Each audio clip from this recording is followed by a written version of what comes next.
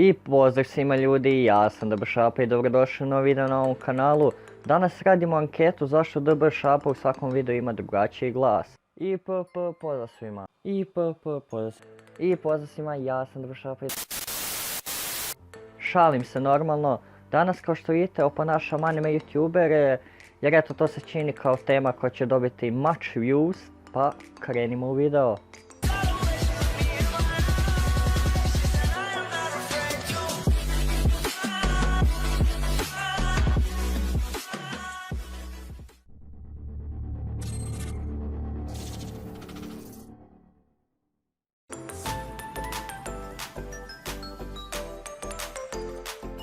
Ohajo svima, ovdje vaš seksi srpski Shinigami.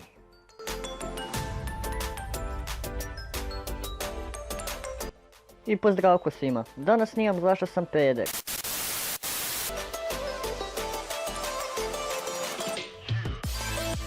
Dragon Ball je anime koji je ilustrovao i napisao Dragon Ball Šapa.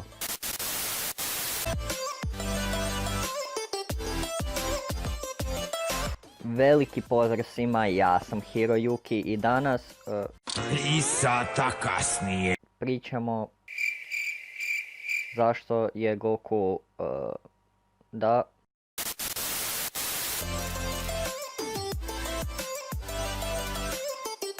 i veliki pozdrav ljudi, moje ime je Čoda.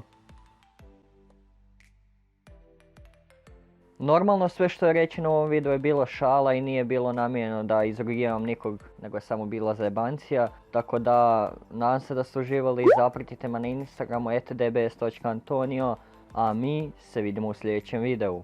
Pozdrav!